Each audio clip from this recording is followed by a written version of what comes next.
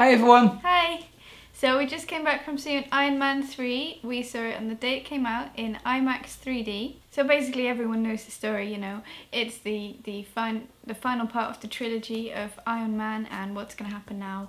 There's another baddie, of course. But actually, if you've seen the trailer, it's very different what happens in the film. We're really not going to tell you anything about that. No spoilers. Because it's like such a major release, it would be such a shame to tell you. It's really messing with you. You think that you know, but you don't. Yeah. And there's also like credits for them, because often you see these trailers and actually if you've seen the trailer, you've seen the movie already, so why go and see the movie? This is exactly the opposite and it's awesome. One small thing is that, there's like 100 references to Christmas. Yes. And that sucks a bit because it's a summer release. I mean, maybe it's coming out on Blu-ray and DVD by Christmas, but whether this was pushed back or something, it's just like... I think they probably didn't make their deadline. The movie did have a bit of a Terminator feeling. I'm not going to spoil what that exactly is or what that means, but it really felt a bit like that, like Judgment Day, kind of like stuff in there. The film went really far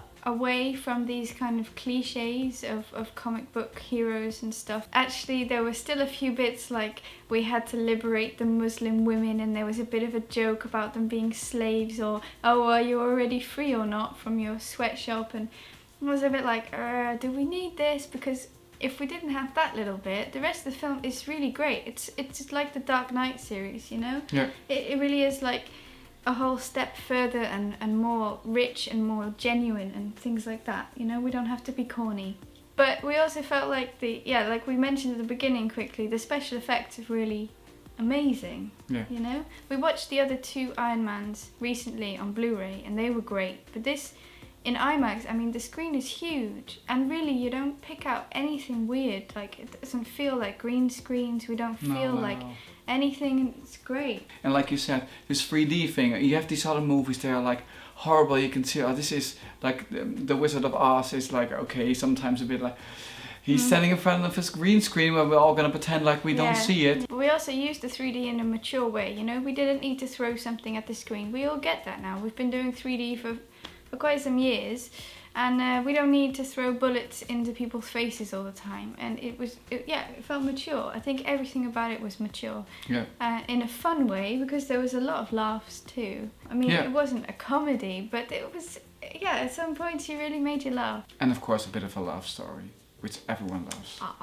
Knew that was gonna happen. But it's not done super cheesy, you know? It's also the two main characters, Gwen and Robert, they work really well together. There are a few characters that I'm wondering, like, maybe we didn't really need that. There's the plant scientist.